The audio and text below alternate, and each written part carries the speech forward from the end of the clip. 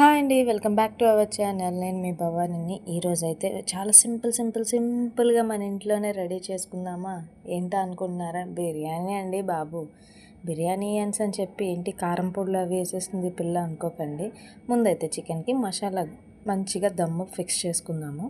నేనైతే ఇందులో కొంచెం కారం, పసుపు, గరం మసాలా పౌడర్, పెరుగు వేసి ఉప్పు ఇవన్నీ వేసి మంచిగా చికెన్కి పట్టించాను. పట్టించిన తర్వాత ఇలాగ బిర్యానీ సామాన్లు మొత్తం అన్నీ చూపించే విధంగా నేను ఇవన్నీ ఒక దాంట్లో ఒక ప్లేట్లో వేసుకున్నాను. ఎందుకు అనుకుంటున్నారా? రైస్లో వేయడానికి.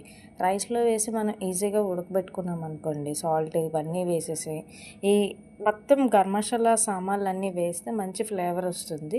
ఇలా నేను రైస్ ఏం నానబెట్టుకోలేదు. నేను జస్ట్ వాష్ చేసేసి ఇలా రైస్ వేసేసి అందులో కొంచెం ఒక స్పూన్ నెయ్యి వేసి ఫుల్గా వాటర్ వేసి రైస్ని అయితే స్టవ్ మీద పెట్టేశాను, ఉడికిపోతుంది. అండ్ నెక్స్ట్ ఈలోపు మనం చికెన్ని మంచిగా కర్రీ చేసుకుందాము. కర్రీ చేసుకుంటే మనకి ఈజీగా దమ్ అనేది వస్తుంది. అండ్ నెక్స్ట్ మనకి ఏంటంటే ఎక్కువగా మసాలా ఎఫెక్ట్ కాకుండా ఇంట్లోనే మంచిగా రెస్టారెంట్ స్టైల్లో తిన్నట్టు ఫీలింగ్ కూడా బాగుంటుంది చాలా. నేనైతే ఈ జాయింట్స్ వింగ్స్తోనే చేస్తున్నాను. చికెన్ మొత్తం అంతా తీసుకునే దాన్ని బట్టి మనం మంచిగా చేసుకోవచ్చు.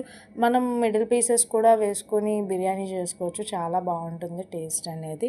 ఇలా మొత్తం రైస్ని ఇలా వేసుకున్నాను. మొత్తం నేను 80% ఉడకబెట్టాను, ఫుల్గా ఏం ఉడకబెట్టలేదు రైస్ని.